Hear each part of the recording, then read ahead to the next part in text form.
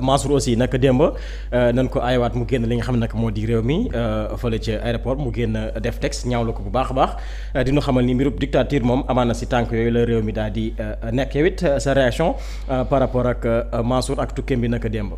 xam nga man Mansour fii laa ko waxoon sóora. sóora mën a goo tukki Mansour Faye. waaye sóora mën a goo tukki de.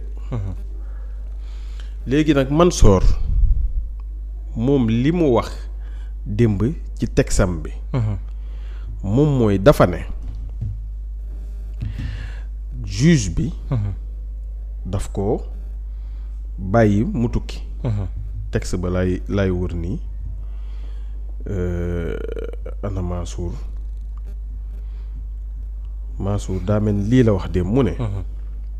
Je voudrais informer l'opinion nationale et internationale que j'ai été une nouvelle fois interdit d'embarquer dans le vol HF 0701 de ce jour, jeudi 10 avril 2025, malgré la mise à disposition de la notification de l'ordonnance de la Cour suprême numéro 12/2025, me rétablissant dans mes droits.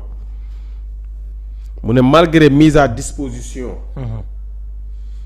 ordonnance notification de la Cour suprême me rétablissant dans mes droits.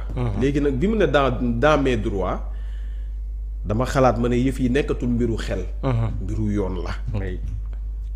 bu mu ne dans mes droits. politique génn na yoonay dugg. magistrat yi ak juriste yi. ak juge yi ak greffier yi. ak avocat yi ak huissier yi. ñooy àddu ci mbiru Mansour mi. dans mes droits me rétablir dans mes droits est-ce que ça signifie nañ ma bàyyi ma tukki. ndax jour boobu Mansour daa bëggoon a tukki. dem aéroport ñu ne ko mënoo dem. mënoo ko génn léegi moom droit bi. mooy Mansour mën ngaa tukki wala Mansour dañ laa war a wax li la teree tukki. y a une nuance de. oui. est-ce que dégg nga ma alaaji. waaye dégg naa la am na différence moom. Mansour mën ngaa tukki. Cour suprême ndax dafa ne Mansour yow mën ngaa dem tukki. demal fu la neex ku la téye raagal ak moom dóor ko arrêt dóor ko yàqul sukki. ndax yow comme ceinture noire nga. boo demee policiers yi waruñ laa téye 4 policiers waruñoo téye Mansour. Mansour ku ko téye mun na laa dóor benn may jéeri dóor la ñeenti yàqul sukki dóor leen affaire. Bayel Mansour bis doo may photo Mansour bi muy karaate bu photo boobu ma gën a neex ci photo Mansour yi ngir yàllaa yunt bi ma féexal sama xol bi te continuer noos ci photo bii léegi alaaj la nuance est là. foofu la coow li nekk. foofu la coow li nekk. Mansour mën ngaa dem tukki boo demee ku la tere tukki yaa ngi say droit raagal waaye lu tax Mansour du xeex. moo ngi ci ay droit am kay. Sonko ba mu nekkee ci ay droit am buñ ko teree dem day raag ba naaw waaye nga nekk ci say droit. nga kii ni xaw ma li woykat bi doon wax xaw ma lan tout ce qu'on n'a pas xaw ma lan dans la liberté xaw ma lan par les armes on peut pas le xaw ma lan par les larmes. mais munoo régler waaw mu ngi nii comme yow dañ ne la mën ngaa tukki. bisu am nga noo mel. mais dóor leen yàqu sukki. xeexal. waaw la moo tax ngay ñibbi comme yow dañ la rétablir dans tes droits. bul ñibbi xeexal raagal ñu filmer la génnee la vidéo nga raag waaye li ñu tax duñ xeex comme Sonko. Sonko de jamono. non républicain la Sonko de jamono yi muy am droit moom jamono yi muy am droit nga bugg ko koo xañ. nga bugg ko koo xañ day taxaw raag léegi Mansour la moo tax ñu xañ ko droit te du xeex du def dara. wala dafa nekk di naxanteeg ñun xam na li xew. xam na li xew wala. lu tax xeexul. républicain kay day xeex ba jot ci ay droit wala Ousmane Sarr. waaw yow boo bëggoon a génn fii 313 war a ñibbi am ku taxaw ne la doo dem ñibbi. da ngay ñëwaat toog civilisé teg la say tànk. doo raag ba naaw. bu ñu demee police moo tooñ parce que damaa am droit libre circulation. Mansour moom gisuñu vidéo xeex gisuñu vidéo xataraayu gisuñu vidéo dara. bu paree daal moom day bind ab tweet demaat toog këram. te jàng ay akut sukki. jàng may jéeri. léegi nag fa la nuance bi nekk lu tax Mansour yi fi jaralu ko xeex. xam nañu lu xew. xam nañu lu xew bu baax. juriste yi laa laaj. xam nga ne léegi moom juriste yi rek laay laaj man. waaw léegi moom bàyyi naa ñëw fii di jaay rii xel ak jaay muus. wala joxal ma moo. wala joxal ma moo. très bien kay moom ëpp ma fu la ëpp ma fayda. du ma toog fii yu am solo yi bu ñëwee ma naan la joxal ma moo. yu neex yi bu ñëwee moomoo not bàyyi ma may dof lu ci kanam nit ñi. ça c'est bien bàyyi naa yooyu intellectuel la intellectuel bien né. très bien léegi waa ji lii droit koy régler. nuance ba laay leeral si. dafa am ñaari mbir. Mansour. la cour suprême wax moom mooy mën ngaa tukki. wala dañ laa war a leeral li la teree tukki. léegi ki ma waxal moom dafa jàpp ne Mansour waxuñ ko de mën ngaa tukki de. dañ na ko dañu laa war a leeral. lan moo tax waroo tukki. absolument waaye mën ngaa tukki moom waxaguñ ko moom. léegi mu ne ma d'après tout ce qui s'est dit sur son cas l'opposition fait exprès de manipuler l'opinion sur le cas Mansour. Au fait, le président de la deuxième chambre administrative de la Cour suprême n'a pas sommé l'État de le laisser sortir du territoire national. Non. loolu la ma bindal point ba pare def non. nee na ma président wu deuxième chambre administrative bu Cour suprême waxul état bi. nañu bàyyi Mansour mu dem tukki. waxu leen ko de. dafa ne état bi par contre le magistrat de la Cour suprême a invité. les autorités compétentes de notifier à Mansour Faye leur interdiction de quitter le territoire vu que l'autorité administrative en est compétente. ay waay mbaa yéen a ngi dégg li may wax. ou à défaut de laisser sortir et revenir. sortir ba nag baax na waaye revenir est-ce que dina amaat. fa la coow li nekk. coow li nag moom mooy. de faire arrêter le comportement des policiers de l'aéroport NB langage courtois. envers l'État. moom mooy deuxième cabinet bi juge ba. manqué wul respect état bi bu mu naan ko de faire arrêter le comportement des policiers envers Mansour manqué wu leen respect. mais c'est un langage très très courtois mais juge ba dafa ne. waxul ñu bàyyi Mansour mu dem tukki. waaye la tax Mansour bu warta dem tukki. nanu ko wax. léegi mu ne le juge a certainement motivé sa décision. en se basant sur l'article 14 de la Constitution qui stipule.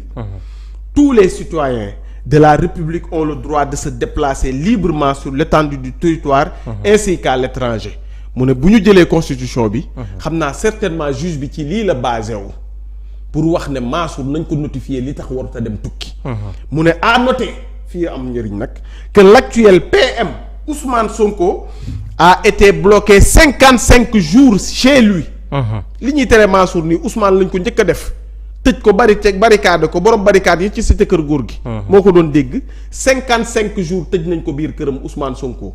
yooxuwul daayul dawul jéemut a génnee oto pour daw jéemut a def dara siwlisiwul baal ba guddi mu jéem a yolleeku. wala dee dafa toog garder dignité am toog xaar Mansour lu ko teree toog xaar comme Ousmane Sonko ba ñu ko tëjee ca barrière ya. mu ne sans aucune notification ni décision Ousmane ba ñu ko defee loolu. amutoon notification amul décision. de justice rendue par contre c'est plus grave que le cas Mansour. Mansour au moins kenn barricadé wu ko. Ousmane dañu koo barricadé woon mu ne donc on pourrait l'assimiler à une jurisprudence Sonko. oui. mais comme que loolu moom mënul nekk jurisprudence. mu ne. solution puisque la justice a plein pouvoir d'interdire à tout citoyen de quitter le territoire. il fallait juste qu'une enquête soit déclenchée au niveau de la haute cour de justice. après sa mise en accusation vu la qualité de la personne qui fut ministre conformément à l'article 101 alinéa 2 de la constitution et c'est fini il abandonnera définitivement son projet de quitter le territoire. kon ba tey jii Mansour moom mën ngaa tukki amut. Mansour mën ngaa dem fu la neex. dem defi lu la neex dem dugg fa la neex déggaguñu ko.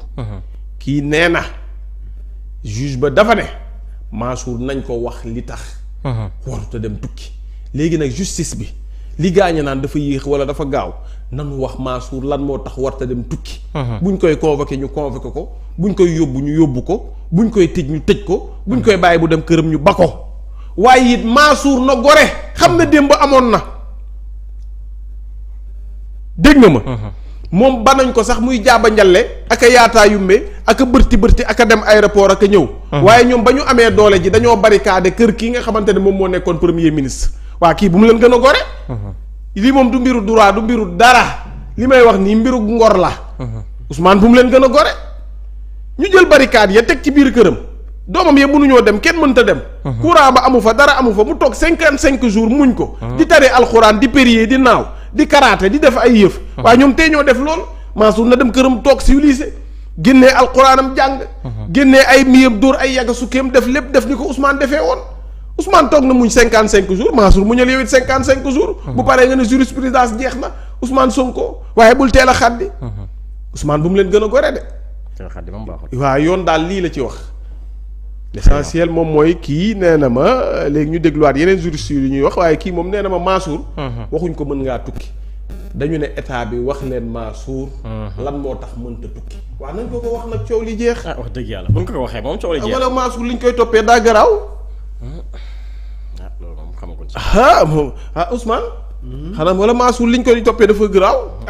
nañ ko ko wax Mansour de xam na liñ koy toppee. nañ ko ko wax waaye Mansour daal dem moom mënta ne. xawma kan de mais moom xam na liñ koy toppee. alors mi ngi noonu Ousmane dañuy àddu ci leneen. waaw nee na ma mun na ma éclairage pour cela la jurisprudence n'est pas un article ma ngay ñëw. exactement jurisprudence Ousmane Sonko. comme xam nga loolu nga wax. mu ne jurisprudence bi. n'est pas un article. ci man kii dina ma rey. très bien ay léeg la mu ngi ñëw. dina liiwal kii dina ma rey kii dina toj réew mi kii moo tax bàyyi naa wax waxi dof. léegi xam-xam rek. xoola mu ne ay waay mu ne ma on l'évoque quand une situation non résolue par les textes se présente devant la loi mu ne la jurisprudence n'est pas un article dañu naan comme daloon na kii rek waaw mooy lu xewoon na fi te mu xewee nan la ko saafara ay lay la laa sax na de doo dooree ndànk dawoon na kubaar bi may rey doo dooree ndànk sa dóor yi sa fii mooy lan waaye alors xanaa kontaan ngeen de très bien moom cun juriste doo ma jël 18 heures bay def émission cun bi doo ma ci jël cun bu ñëwul rek nga jël place cun bu ñëwul rek woo ma yow 18 heures day dugg léegi jarul ma ko may kenn ma ko def à 3 léegi. waaw léegi non def ko léegi dans ce cas on l'applique la manière dont a été réglé la dernière fois mooy doxalal kii wax nañu luy jurisprudence. kon daal la ñu tegoon Ousmane Sonko moom. mën nañ koo teg Mansour. très bien na Mansour gore comme Ousmane na mu gore woon rek. alors merci beaucoup Vito Ousmane nu ñëw ci le rédacteur en chef bu Zik FM. Simon